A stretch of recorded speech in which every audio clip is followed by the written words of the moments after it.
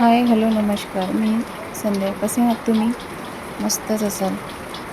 चला, आज एका नवीन ब्लॉगमध्ये तुमचे स्वागत करते. आजचा दिवस असा होता की आज आमच्याकडे येणार होते पाहुणे. पाहुणे म्हणजे नणंदबाई अक्षत लावायला येणार होत्या.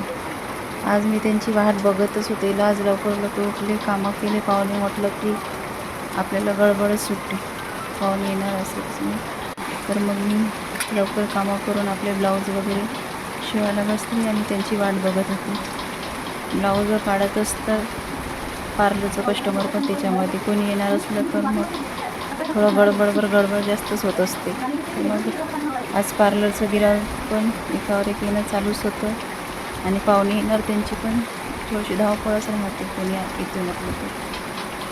म्हणजे तर यांचं काहीतरी कार्यक्रम होता, यांच्याकडे प्रोग्राम. त्याच्या आधी 2-3 थ्रेडिंगचे वगैरे कस्टमर करून घेतले.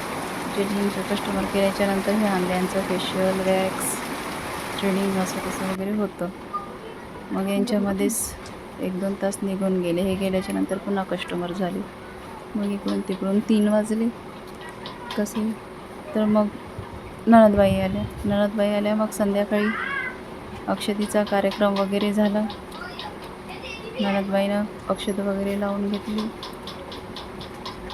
मग त्यांचं जेवणाचं वगैरे पाहुणचाराचं वगैरे हे वगैरे सगळं एकटं टेन्शन होतं. मुली पण होत्या घरीच.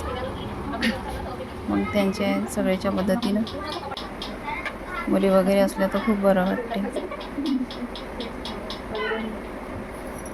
नणंदबाईमध्ये गप्पा गोष्टीत कसा वेळ चालला होता काही समजायलाच नाही.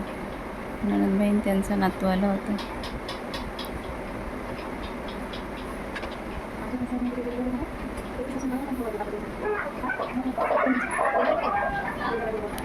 त्यांना पण जास्त दिवस काही राहायचं वगैरे नव्हतं. एकच दिवस तिकडे गावाकडे राहतात. त्यांना कामं वगैरे राहतात. गावाकडे म्हणजे शहरातच राहतात. तिथं संध्याकाळी पहिले पेढा चारा लागते. अक्षर वगैरे नणंदबाईने लावून घेतली आणि मग इथून आणि डोक्यावर थोडं वारा लागते, तोंडासमोरून वारा लागते. पेढ्यावरून आमच्या घरी मज्जाच झाली. आम्हा सगळ्यांना पूर्ण पेढा दिला होता आणि मुलांना अर्धा दिला. पूर्ण मुली हसत होत्या. नणंदबाई बोलायला लागली की पूजेला बसणाऱ्यांना पूर्ण मिळते, न बसणाऱ्यांना अर्धा मिळते. अर्धे पूर्ण हसवत होते आणखी बोलून.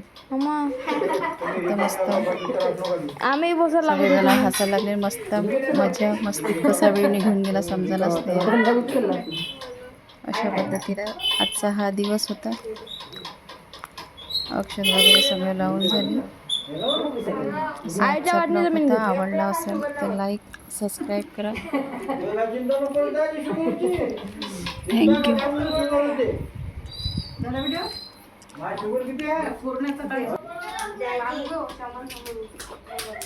नाही हो, पैसे कसे नाही मागायचे.